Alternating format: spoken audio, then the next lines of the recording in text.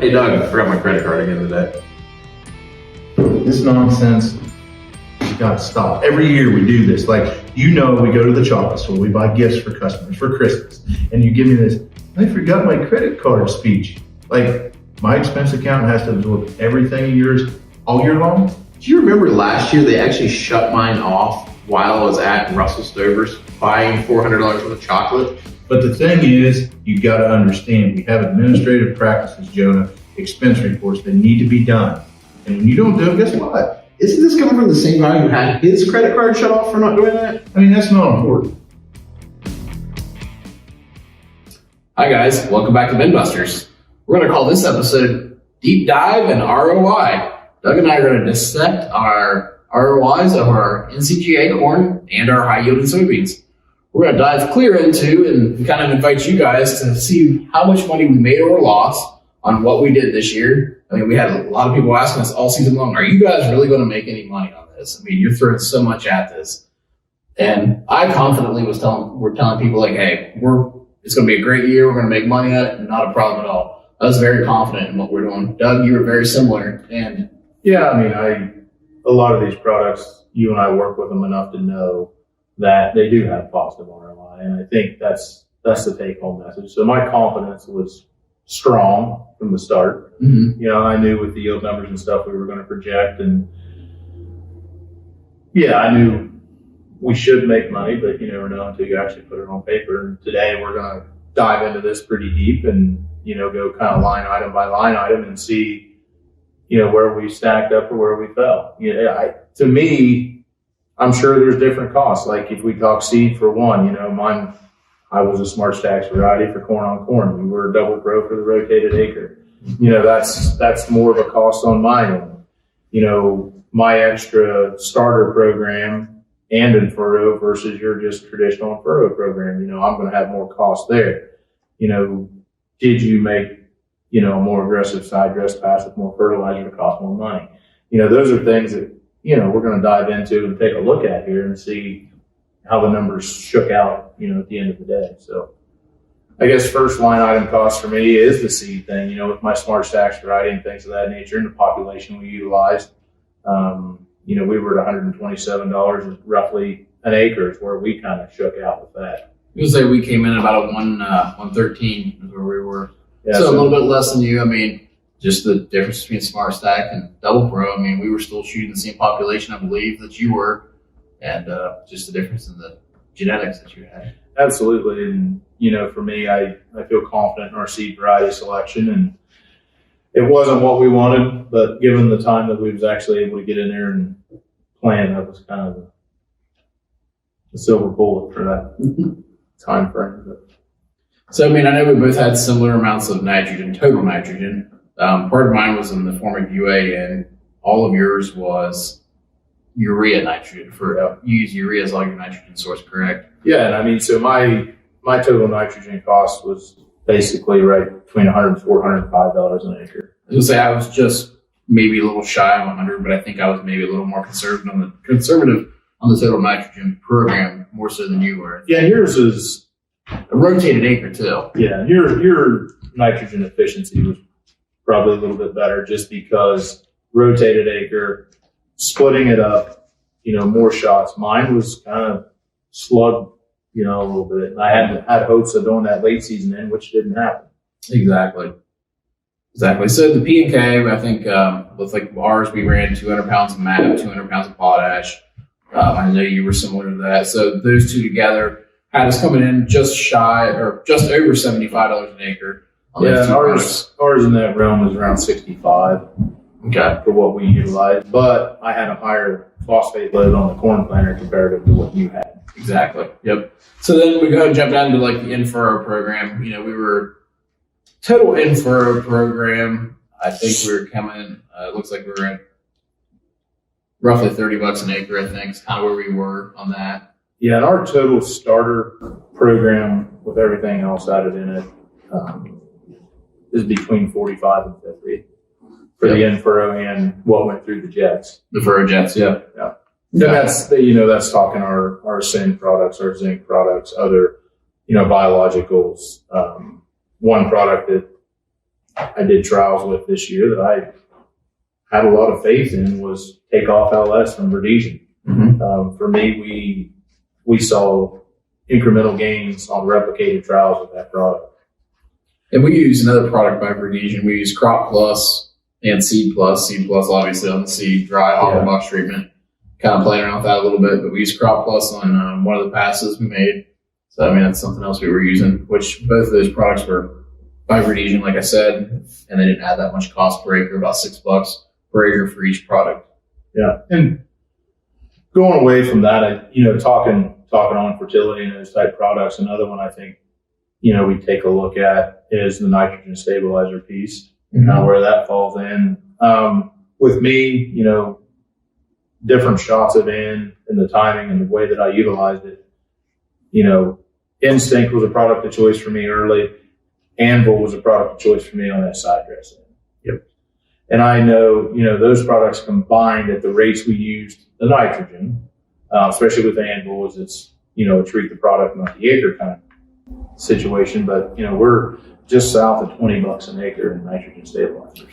Yep. And we're just a little bit lower than that just because, like I said, we had a little less nitrogen put down than you did. Herbicides, I mean, I know total burn down, we kind of did a 2-pass burn down, you could say, in early season, like as soon as we get on those acres and get some stuff cleaned up. And then, came back with a burn down at, weed and feed program at planting. We were just a hair over $50 an acre for ours. Yeah. And that's taking burn down and the residual into consideration. Yes. Yep. And, with mine, we had we was talking, I wasn't able to do that early season fungicide application because I was forced in to clean up some grass and I laid a little extra residual down. But both those passes for me was just south of $75 an acre. Yeah. And then I assess, a custom application charge in there where you generally do some of that yourself. Yep. And so along with that, we did have a post application with residual. That was not included in my burn down. So we actually had another almost $40 an acre in that too. So, I mean, we ran across those acres with glyphosate, Caprino, and then some micros at that time too, like we talked about earlier on. So, I mean, we had a lot of expense with just herbicides this year, but I mean, that goes back to what you and I always talk about: start clean, stay clean. That we don't have that competition with the weeds. It's hard to grow 2 crops at once. Exactly. Yep. The last piece of this, and I know it's should be fairly similar across with the aerial fungicide pass. Yeah, I mean, I think we had the same tank mix in the same plane the same day almost. Yeah, so. absolutely. Yep. So that came in about $37 an acre. Yeah, roughly. just south of 37, and that's fully loaded with some micros as well. And I don't know where you stack up, I guess, as far as the total, those variable costs like that into that, but mine's right at 492. Yep. I was gonna say mine was a little less than that, I think, but we also had less bushels than you did too this year. So, and then I like to look at that, and then for figuring a total ROI, we've got to take into account operation costs, land rent, things of that nature, crop insurance, trucking, and for me, I take my $492 an acre inputs, throw it in with $230 some dollars of operations for roughly $725 of cost on this corn. Yep. Which seems astronomically high. Where does the $725 compare with? So actually, I came in at $723.95 if you want to get exact. So I was $1 an acre cheaper than you. Part of that's due to trucking expense. We're not hiring that out. We're doing all of our own trucking. There's a few other things just little things that we both do differently. You saved money on trucking, but you also had another fungicide pass that I didn't have to buy. So at the end of the day, it's kind of neat to know that we're within like $1 or something. $1.05. Yeah. But, so you take a look at it. And one thing I did for my ROI is I looked at it as an ROI where we did the yield check and an ROI for what the farm average was. Yeah. Because we didn't just treat where we did the yield check separate from the rest of that farm. The whole farm got it. So I broke mine out into ROI based off where we did the check and ROI based off the total farm. So return on investment where we did the check, of basically $434 an acre. And the farm average based off of that an ROI of $167 an acre. So based on where we did the check, we were at 411. We didn't do the entire farm average because of the farm we did it on, where it is. There's 150-ish acres there. So we only managed one block, about a third of that, accordingly compared to the entire farm. So absolutely. So, I guess to your story and mine, it's nice that it lines up with, the more bushels, we did make more money. Exactly. So at the end of the day, our whole focus from the start was to promote growing these bushels as sustainably and as economically as we possibly could. And I think that we accomplished that. Yeah. And realistically, what we did in these practices here aren't that far off from what we actually do on our other acres that we manage. Yeah, I mean, granted, we did a few extra little things here, but, we do manage most of our acres similar to these. Maybe not quite as aggressively, but we do manage it very similarly. Yeah, I mean, the starter program for me is usually the same across a lot of acres. The P&K is VRT based off soil test and crop removal data. Mm-hmm. Nitrogen was probably a little bit more aggressive, but to that point, we're doing the best we can with managing it. Yep. For our yield goal, our expectations. Yeah, exactly. And we're only doing these obviously too. Like I said, we manage accordingly, and we know what acres we can push it on to. Even some of the acres that you don't have these checks on, we push like this. Where some of the less productive acres, we're not quite doing as much. So absolutely. So shifting gears to the bean side, I know we talked about it early on that or a couple episodes ago that I got a little bit higher yield than you did. A little bit. Well, I say a little bit considering what you were dealt with. I mean, you planted 50-something days later than me and still almost caught me, which scared the heck out of me, I'm not going to lie. But, looking at that, we can just kind of do the same program if we want, kind of go down through there. But, seed cost for me was right around $75 an acre. And seed cost for us is a little bit higher just because this year my custom planter guy, he didn't show up when I was planting. You know who he is by chance? I do remember. But this same guy let me borrow his drill to get these in the ground. So I do remember showing up at your farm at like 11 o'clock one night to plant these beans, and we got rained out at 1 o'clock in the morning. So, but to that point, let's throw that out there. But I'm not going to say anything about this. So our seed cost is $10 an acre higher. We're about 85. Yep. Just because we use more pops going through that drill, but my variety choice and your variety choice is, I think, the same. Yeah. Seed treatment wise, we both run Cadillac programs. Yeah, I'm a Warden CX on my treatment. Yep, same here. So I think the seed cost difference is just the difference between the drill and the plant at this stage of the game. Exactly.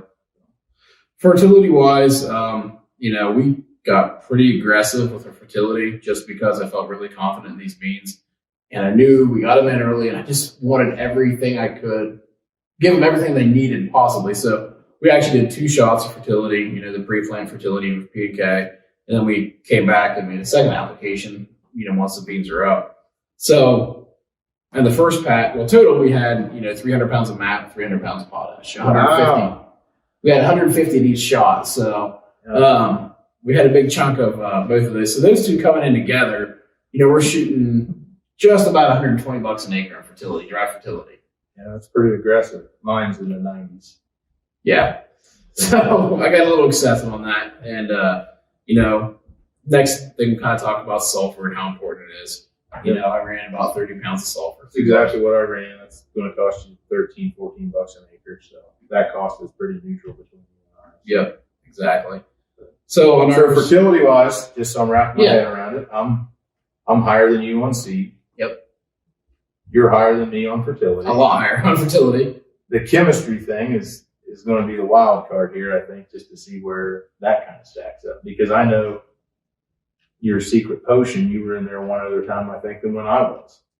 But I made a late application. You made one more application than I did total. So we made the burn down application, obviously.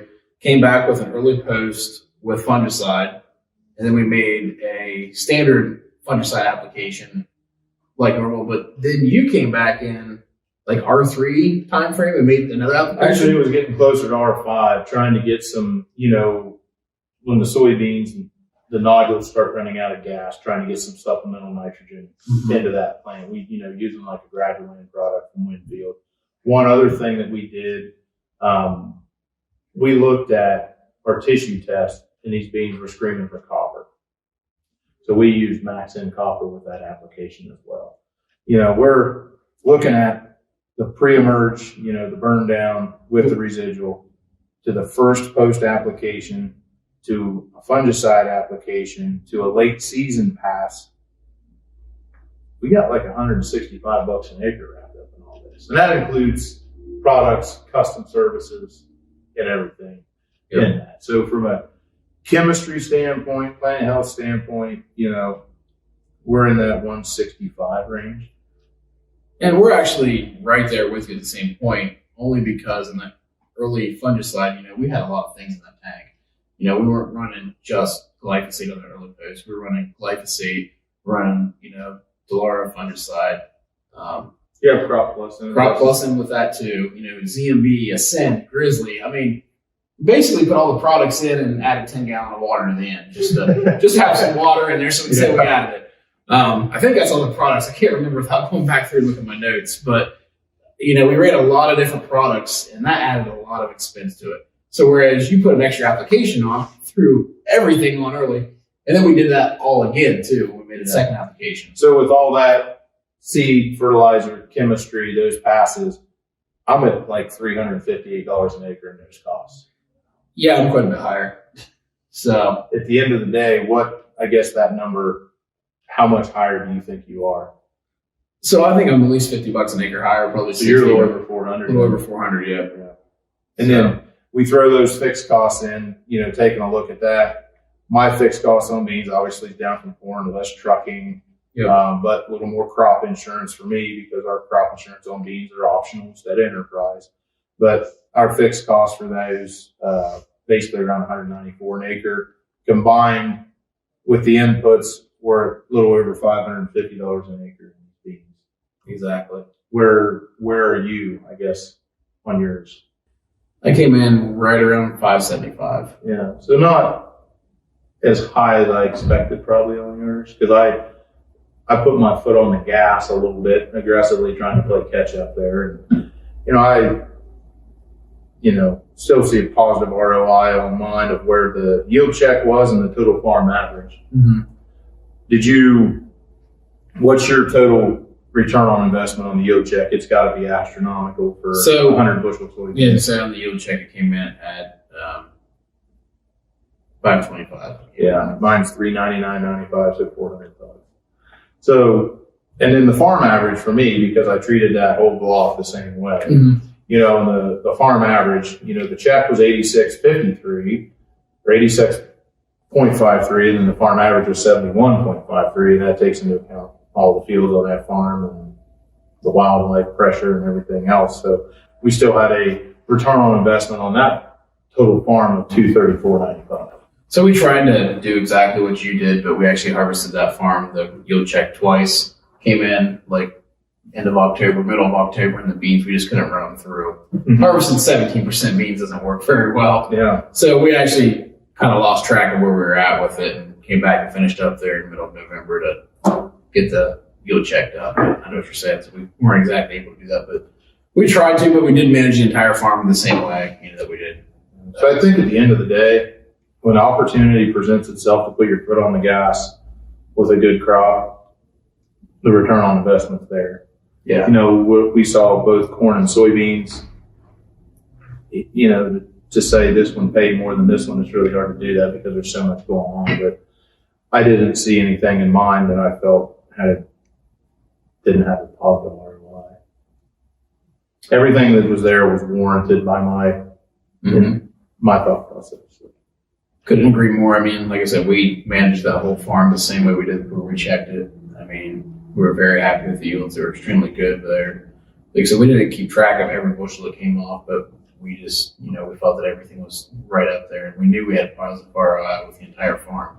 So, I mean, with those early planted beans, we spent a lot of money on them, but they also paid back in a hurry for us. Yeah, we was talking seed earlier there, and I just kind of remembered one thing is, I thought we were a similar variety, but you actually had those Group 4 beans. Yeah. And that's part of the reason we couldn't get them harvested. I mean, we were like a 4-3 bean where we are. That's not an ideal situation. I mean, I learned a lot, but they did yield, so we'll probably make the same mistake next year.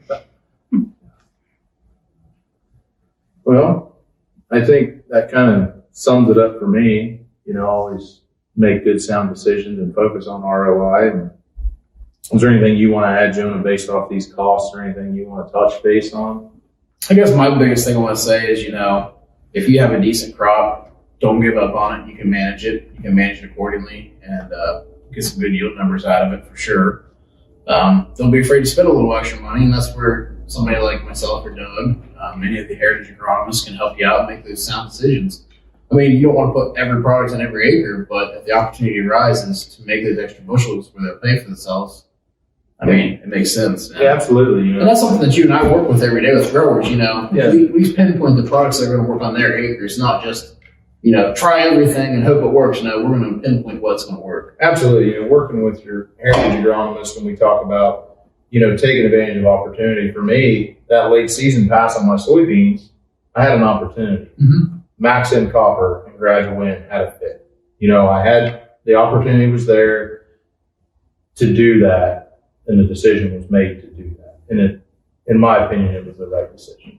Yep. If you don't have the right weather, if you don't have the right conditions, maybe your heritage agronomist will steer you in another direction. But I think that's the right move, working with somebody to make the right decision. Yep. And then, the Winfield team we have in their data that they provide to us is something that helps us make these agronomically sound decisions. Yeah. And I think without that data and without their insights, it would be hard to raise these kind of crops like we raise today and be successful with them. Yeah. Utilizing the FFT tool was, for me this year. I actually had it in my cost sheet here, so doesn't account for a lot of it when you're looking at $700 some an acre, but we did put it in there. So I understand. Well, hopefully this has been, people have learned a little bit from this, and we can dive deeper on one-on-one sit-down meetings with farmers and take it from there. Absolutely. I guess my biggest thing I want to say is, I challenge any of our heritage growers to, I want to see them try to beat us. Not saying we're better than anybody else, but, Doug and I do a great job and we really manage our crops. And I just feel like we have some really good growers who I'd like to see them give us a run for our money because I know they can. Yeah, there's a lot of people out there that, that would be good fits for this program. There's a lot of growers that we work with that make great decisions. Mm-hmm. I think, start calling names out. If you want to be a part of this program next year, let your heritage agronomist know, and we'll figure out what BinBusters is going to look like for 2021. Whether that's, I'm sure Lee Orions has got somebody up there that can bring some heat to the game. I know we'll give them a bumper sticker. If they participate in OHBinBusters, you will get a bumper sticker. So we'll give you that and probably a nice little hat. Yeah. You say root beers. There's the problem. Johnny, you want a beer? No. A little heavy on the root? No. Pass. Equipment. Got my life. Whoa. I just want to go to the fellas. Shut up, Johnny. We're so close.